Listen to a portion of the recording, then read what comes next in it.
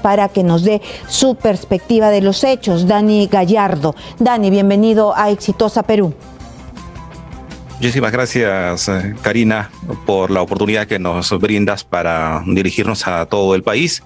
Y bueno, dispuesto a dialogar contigo y contarte un poco lo que ha sucedido en Amazonas, fundamentalmente en Chachapoyas, considerando que Amazonas es una realidad geográfica bastante extensa, con diferentes pisos ecológicos y con diferentes condiciones que hacen que este fenómeno natural, no obstante, habiendo sido el epicentro en Condorcanqui, la zona más afectada sea el sur del departamento debido a las condiciones de construcción de las viviendas fundamentalmente. Estaba Karina. leyendo yo una nota de La República de Milagros Berríos y decía que el sismo tuvo epicentro Santa María de Nieva, capital de Condorcanqui, como tú nos acabas de decir, que es una de las provincias con mayor población aguajún, también una de las que tiene más altos índices de violencia sexual escolar, embarazos adolescentes, suicidios de mujeres y abandono histórico. Esto duele demasiado. Sí, Condorcanqui, la zona indígena de Bagua, ubicadas al norte del departamento de Amazonas, históricamente han tenido siempre dificultades para acceder a los principales servicios de salud, de educación, conexión con el resto del país a través de vías de comunicación adecuadas, etcétera. Hay epidemia de VIH en el norte de Amazonas, en comunidades indígenas. Es una realidad bastante dura la que pasan nuestros hermanos indígenas de la comunidad aguajún y Huampis también. Y bueno, ellos, debido a las condiciones, a la forma como construyen sus viviendas con material liviano, madera, entre otros, no han sido tan afectados con sus viviendas, situación que sí se ha visto en el sur del departamento, en Chachapoyas fundamentalmente, en el distrito de Jalca Grande, por ejemplo, donde ha estado también el presidente de la República hace un momento. Muy bien, entonces tú me haces la diferenciación que precisamente donde ha sido el epicentro, que es Condorcanqui, en este lugar que se llama Santa María de Nieva, donde el abandono del Estado es clarísimo, el tipo de vivienda no ha hecho que además del abandono hayan perdido todo, sino que ha sido más hacia el sur, hacia Chachapoyas, ahí cómo es la situación. Y también estaba viendo yo imágenes de Cuelap. Cuelap está inamovible, ¿no? Creo que no ha sufrido ningún daño, pero ¿cómo está la población? Hemos visto los derrumbes precisamente en el sur. Karina, sí, precisando también que no queremos minimizar el hecho de la condición de las vías de comunicación, carreteras que conducen hacia el interior de Condorcanqui, por ejemplo, que han sido seriamente afectadas, también carretera que conduce a Uracusa. Sin embargo, como subrayamos, el tema en el sur es diferente. Con suerte hemos tenido ocasión de dialogar con el director regional de la Oficina Desconcentrada de Cultura Amazonas, el doctor Peter Thomas Lerge, quien nos ha manifestado que Cuelap felizmente no habría recibido mayores daños en una inspección preliminar que han realizado el principal icono del turismo en el departamento de Amazonas. Lo que sí ha causado muchísima pena es lo que ha ocurrido con un importantísimo monumento en el distrito de Jalca Grande, una torre de una iglesia histórica que se remonta a el origen del departamento de la ciudad de Chachapoyas, quiero decir, fundada en el año 1538, un 5 de septiembre. Y esta iglesia es prácticamente la primera iglesia de Chachapoyas, considerando que Chachapoyas fue fundada en Jalca Grande, en la que ahora conocemos como Jalca o Jalca Grande, distrito de la provincia de Chachapoyas. Esta torre que ha soportado tantos años de historia, lamentablemente se ha venido abajo, y lo que se espera también es que con las debidas decisiones, tanto políticas como técnicas, pueda reconstruirse o restaurarse. Está totalmente destruida, ¿se podrá reconstruir? Sí. ¿Qué dirán en realidad los especialistas, no? Porque yo la he visto traída abajo totalmente, derrumbada. Sí. Sí, es lamentable lo que ha pasado con este monumento histórico de Amazonas. Es una iglesia construida íntegramente de piedra, en donde se han integrado las culturas chachapoyas y la cultura española. De hecho, uno puede encontrar en el recinto elementos de la arquitectura chachapoya que se han combinado, que se han mezclado con la fe española que trajeron los conquistadores.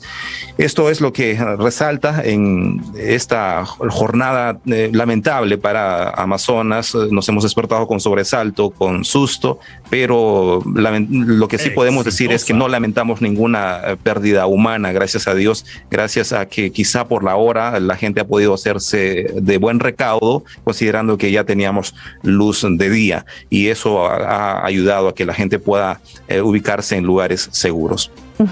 El abandono del Estado, la corrupción, la pandemia y ahora el terremoto, ¿cómo los coloca? ¿En qué coyuntura los coloca, Dani? Sí, lamentablemente Amazonas cuenta dentro de su división política con distritos y provincias de extrema pobreza, y una de ellas es, por ejemplo, Condorcanqui y las comunidades indígenas, tanto de Condorcanqui como de Bagua. Y en el sur, precisamente, Jalca Grande es uno de los distritos con extrema pobreza también en gran parte de su población. Y esto se ha venido arrastrando a lo largo del tiempo, quizá por ineficiencia en la administración del Estado, tanto a nivel nacional como local y regional también. Sin embargo, esta actualidad que nos toca de inestabilidad política, de pandemia, de crisis económica, etcétera, nos mueve muchísimo más el piso, sumado a esto el movimiento telúrico. Y hay que decir, por ejemplo, y esto yo quisiera también que se tenga en cuenta, aprovechando la oportunidad que Exitosa nos brinda, que las comunidades indígenas del departamento de Amazonas son una de las que menor cobertura en vacunación están alcanzando, y esto es bastante preocupante. Yo hago un llamado a las autoridades nacionales de salud y también a las autoridades regionales de salud para que prendan una labor de concientización para que estas comunidades indígenas reticentes a la vacuna puedan convencerse de que es la mejor forma de afrontar la pandemia. Ahora que estamos amenazados por una tercera ola, por la presencia en el mundo de una nueva variante, y que en su momento de no acceder o de no hacer llegar la vacuna a estas comunidades indígenas, que de hecho están dispersas, la realidad es muy difícil para vacunar también, pero lo cierto es que hay mucha reticencia a la vacuna, y esto de darse una tercera ola podría diezmar a la población, y es algo que no quisiéramos, y es una llamada de alerta, por ejemplo, para las autoridades de salud, las autoridades propias de las comunidades indígenas, para que accedan a la vacuna y puedan estar preparados para afrontar la pandemia. Muy bien, porque se va a amplificar, se va a magnificar este dolor, pero tú me dices que más allá de lo lejano que puede ser una población, un caserío, es la desinformación la que está ganando esta carrera en contra del tiempo, por supuesto, para llegar a la inmunización de rebaño. Sí, es lo que queremos. Es larga la diferencia que existe, por ejemplo, entre Condorcanqui y la capital, que es Chachapoyas. Por ejemplo, Chachapoyas ha llegado ya con una dosis a superar el 90% de su población a nivel distrital, y el 80% o 70-80% a nivel de la provincia. Sin embargo, Condorcanqui no llega ni siquiera al 20%, y esto es preocupante. Yo creo que esto es un llamado de atención que hay que hacer a nuestras autoridades, y vuelvo a decir también a la propia comunidad, que se ha dejado llevar inclusive por las más descabelladas teorías de conspiración respecto a las vacunas. Y creo que aquí hay una labor, reitero, de concientización, de cambio de mentalidad para que la población pueda estar protegida ante la COVID-19. Dani, la gente tiene miedo por desinformación, la gente tiene miedo porque están llegando antivacunas con información errada, los están induciendo al error. ¿Por qué tiene miedo esta población indígena?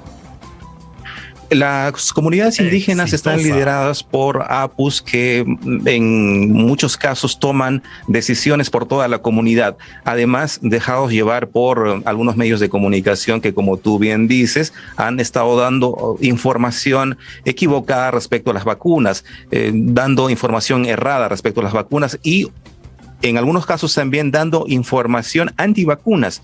Hay creencias también ancestrales de las comunidades indígenas que, inspirados en su sabiduría ancestral, en la sabiduría de la medicina natural, creen que pueden afrontar esta pandemia de esa manera. Igualmente, creo que hace falta un trabajo logístico también para que, logístico y de concientización, vuelvo a decir una vez más, para que estas comunidades puedan cambiar de opinión y recibir la vacuna. Hay que hilar fino, hay que ir ahí con información y hay que comprender y dialogar con estas comunidades. Ahora, ¿cuál es el trabajo que se viene? Trabajo de reconstrucción, trabajo de llegar a los que se han quedado sin nada y que llegue pues a ese que lo necesita, que no se quede en el camino. Sí, sobre todo en comunidades rurales en donde las construcciones son precarias por las condiciones económicas y de pobreza de la población, y hay que recorrer gran parte del departamento para llegar a los lugares más alejados. Durante el día se han ido aclarando las informaciones y se han ido actualizando los datos, y creo que con el transcurso de las horas se van a dar actualizaciones que nos van a reflejar un mejor panorama. Sin embargo, se entiende que en varias comunidades rurales hay afección de viviendas, hay afección de locales públicos también, escuelas, algunos centros de salud, algunos establecimientos de salud, iglesias que se han venido abajo, como la de Jalca Grande. También se ha informado que en San Francisco del Yeso una iglesia se ha visto afectada, etcétera.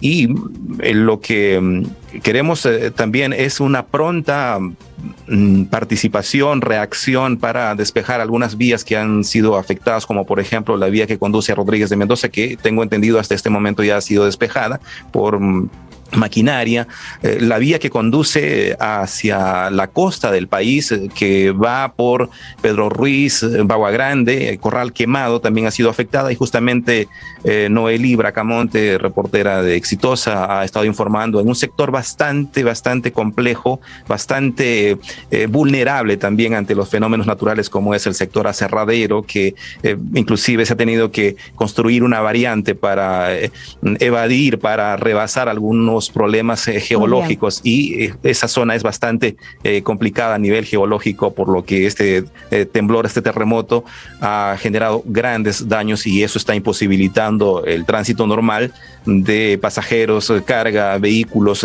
con la costa del país. Y esta es la carretera Fernando Belaúnde, que va hacia la selva del país también, Rioja, Moyobamba, Tarapoto, etcétera, ¿no? Muy bien, Dani Gallardo, periodista de Fidelísima en Amazonas. Vamos a estar en contacto contigo para saber al detalle qué es lo que se está haciendo y cómo se ayuda a reconstruir rápidamente Amazonas. Y también, ojo, con la vacunación. Gracias, Dani, por tu participación aquí en Exitosa. Nos tenemos que ir rápidamente a una pausa comercial y regresamos con más información.